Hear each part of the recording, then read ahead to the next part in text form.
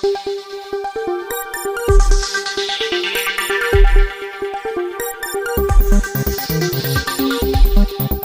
बंगाल सध्या पेटलेला आहे। पश्चिम बंगालमध्ये जाळपोळीच्या घटना घडत आहेत, गोळीबार होत आहे आणि लहान मोठ्या घटना घडतच आहेत। त्यामुळे पुन्हा एकदा पश्चिम बंगाल देशाच्या नकाशावर आलेला आहे। या ठिकाणी तृणमूल काँग्रेसचा दारुण पराभव झाल्यानंतर मुख्यमंत्री ममता दीदी राजीनामा द्यायला तयार नाहीत। मैं झाशी नहीं दूंगी असं ज्या इंग्रजांना झाशीच्या राणी लक्ष्मीबाई यांनी म्हटलेलं होतं, त्या धर्तीवर मैं इस्तीफा नहीं दूंगी असा फुतकार ममता दीदीने सोडलेला आहे। या संदर्भात आपण आज या व्हिडिओमध्ये चर्चा करणार। नमस्कार, मी गोपाळ कुलकर्णी, आपण पाहत आहात माध्यम वृत्त। मित्रांनो, सध्या एकच विषय सगळीकडे समाज माध्यमावर पाहायला मिळतोय, तो म्हणजे पश्चिम बंगाल आणि ममता बॅनर्जी ह्या एक हटवादी एककल्ली कारभार करणाऱ्या मुख्यमंत्री म्हणून प्रसिद्ध आहेत।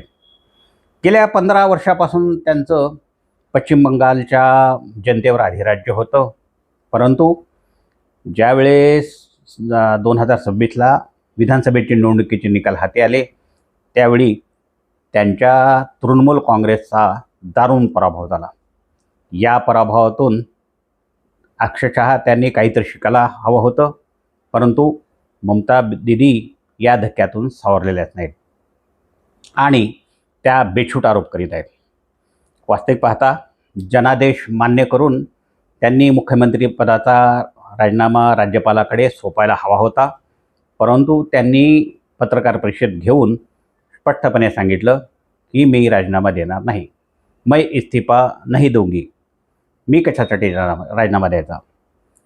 मी हारले नाही, मला हरवलं गेलं आहे, असे विविध त्यांनी आरोप केलेले आहेत।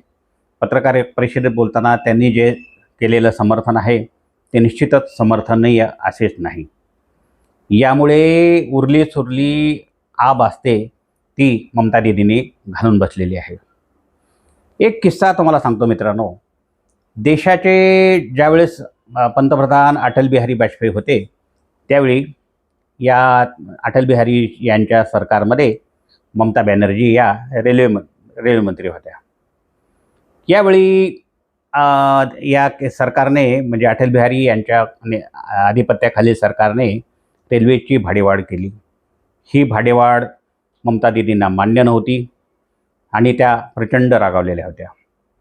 यावेळी त्या रागवलेल्या असल्यामुळं त्यांनी कुणालाही न बोलता थेट बंगाल गाठलं आणि बंगालमध्ये त्या निघून गेल्या। यावेळी अटल बिहारीने जॉर्ज फर्नांडिस यांना सांगितलं की त्यांची मनधरणी करा, बघा ममता दीदी का रागवल्यात ते बघा। ममता दीदी यांना जॉर्ज फर्नांडिसने अनेक वेळा फोन केले, परंतु दीदींनी जॉर्ज फर्नांडिस यांचे फोन उचललेले नाहीत। मग स्वतः अटल बिहारी वाजपेयी हे बंगालमध्ये दाखल झाले।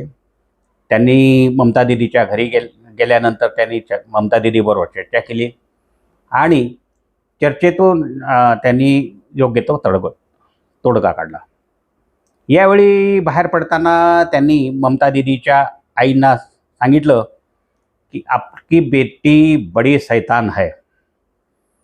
वास्तविक पाहता अटल बिहारीने हे चेष्टेनंच म्हणजे हसण्यावर घालतच हा उद्गार काढले होते, परंतु भविष्यात ममता दीदी या शैतानासारखंच वागत आहेत का असा प्रश्न निर्माण व्हावा, अशाच त्यांच्या कृती राहिलेल्या आहेत।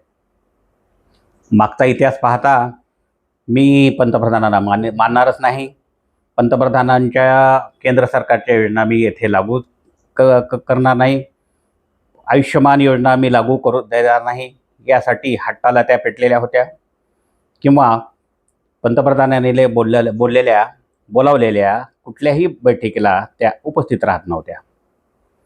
असो, हा ज्याच्या त्याचा स्वभाव असू शकतो, परंतु त्यांना 15 वर्ष बंगालच्या अधिराज्य गाजवणाऱ्या ममता दीदींना ज्यावेळेस पराभूत व्हावं लागलं, त्यांच्या परंपरागत नंदीग्राम या विधानसभा मतदारसंघातून देखील त्या जवळपास 15,000 एक मतानं ज्यावेळेस पराभूत झाल्या, या पराभवाच्या धक्क्यातून अजूनही त्या सावरलेल्या दिसत नाहीत.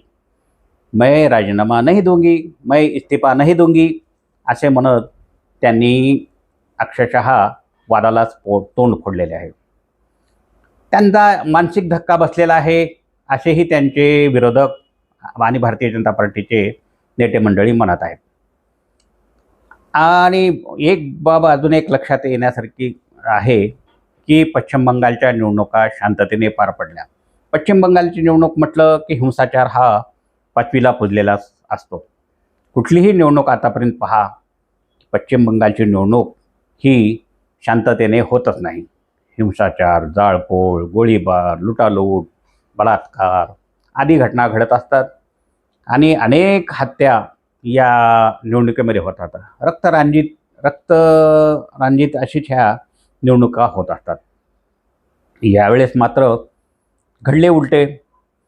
केंद्र सरकारने आणि निवडणूक आयोगाने केंद्रीय बल मोठ्या प्रमाणात येथे ठेवलं होतं. पोलीस बंदोबस्त मोठ्या प्रमाणात ठेवलेला होता. यामुळे निवडणूक शांततेने झाली, मतदान शांततेत झालं.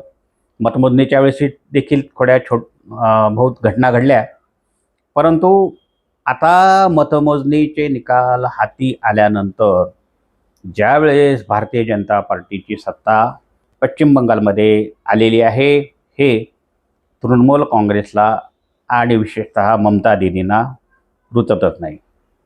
त्यांना ते मान्यच नाही. त्यामुळे गेल्या 2 दिवसापासून आपल्याला पश्चिम बंगालमध्ये मोठ्या जाळपोळीच्या घटना घडत आहेत. कालच एक घटना फार दुर्दैवी घडलेली आहे. सुवेंदू अधिकारी जे मुख्यमंत्री पदाचे दावेदार म्हणून प्रबळ दावेदार म्हणून समजले जातात, त्यांच्या अत्यंत जवळचे त्यांचे PA म्हणजे पर्सनल असिस्टंट यांचा गोळीबार करून हत्या करण्यात आली. अत्यंत जवळून त्यांची हत्या करण्यात आली. एक म्हणतात की सुपारी देऊन एक सराईत गुंड असतात, शूटर असतात, त्यांच्यामार्फत ही हत्या केली गेली असेही म्हटले जाते. हल्लेखोरांचा कसून शोध घेतला जात आहे. यामुळे पश्चिम बंगालचे वातावरण अक्षरशः ढवळून निघालेले आहे. आता वास्तविक पाहता निकाल हाती आलेला आहे. सगळ्या गोष्टी मान्य करायला हव्यात. जे काय लढा द्यायचा त्यांनी जरूर द्यावा. सुप्रीम कोर्टात त्यांनी अपील करावं किंवा जनतेच्या दरबारात जाऊन त्यांनी हे करावं, आंदोलनं करावीत. परंतु अशा पद्धतीने आडमुठेपणा करून मी राजीनामा देणार नाही, मी राजीनामा देण्यासाठी राजभवनावर जाणार नाही, हा जो त्यांचा हेकेखोरपणा चालू आहे तो कदापिही लोकशाहीला मान्य होणारा असाच नाही. ममता दीदींना वास्तविक पाहता माहिती आहे, गेल्या 15 वर्षापासून त्या मुख्यमंत्री पदावर आहेत आणि एक मुरब्बी आणि एक चळवळीच्या कार्यकर्त्या म्हणून त्यांच्याकडे पाहिलं जातं. त्यांना माहिती आहे आपण जर राजीनामा नाही दिला तर राज्यपाल आपली हे बरखास्त करू शकतात, हे त्यांना माहिती आहे. परंतु देखील जनतेची सहानुभूती मिळावी यासाठी त्यांनी हे नाटक करत आहेत असं म्हणावे लागेल. अजून एक बाब निदर्शनास आलेली आहे लोकांच्या, की ज्यावेळी मतमोजणी चालू होती त्यावेळी त्यांनी माध्यमांपुढे येऊन आपल्याला मारहाण झाल्याचा आरोप केला. आपल्याला लाथ घालण्यात आली, तेथील CCTV फुटेज बंद करण्यात आले आणि आमच्या कार्यकर्त्यांना बाहेर काढून मला मारहाण केली असे ममता दीदींनी खोटेनाटे आरोप माध्यमांसमोर बोलताना केले. जर खरोखर ममता दीदींना मारहाण झालेली असेल तर मग त्यांनी पोलीस कंप्लेंट का केली नाही? एका छोट्या छोट्या गोष्टीसाठी ममता दीदी रस्त्यावर येऊन आंदोलन करतात, ठिय्या आंदोलन करतात. मग यावेळी त्यांनी का असं केले नाही? यातूनच असं सिद्ध होतं की ममता दीदी ह्या खोटं बोलत आहेत. त्यांना मानसिक धक्का बसलेला आहे का, किंवा त्यांना मानसोपचार तज्ज्ञाकडे नेऊन त्यांच्यावर उपचार करण्याची गरज आहे का? ही परिस्थिती सध्या विचारली जात आहे, असे सवाल या निमित्तानं उपस्थित होत आहेत. याचे उत्तर ममता दीदी देऊ शकतात. वास्तविक पाहता 7 मेला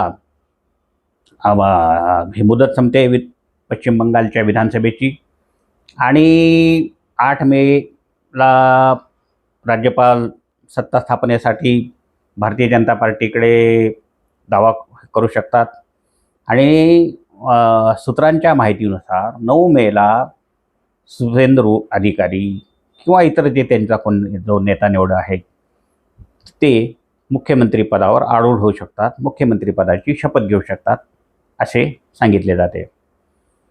एवढं सगळं माहिती असून देखील ममता बॅनर्जी या हट्टाला का पेटलेले आहेत हे न उलगडणारे कोडेच आहे. ममता दीदी आता तरी शहाणे व्हा. तुमच्यावर प्रचंड रोष आहे जनतेचा. तुम्ही जो भ्रष्टाचार केलेला आहे, ज्या पद्धतीने परिस्थिती हाताळलेली आहे, बेकारी बेसुमार वाढलेली आहे, जनता तुमच्याबद्दल प्रचंड नाराज आहे, त्यामुळे तुम्ही पराभूत झालात. या पराभवाचे तुम्ही आत्मपरीक्षण करायला हवे.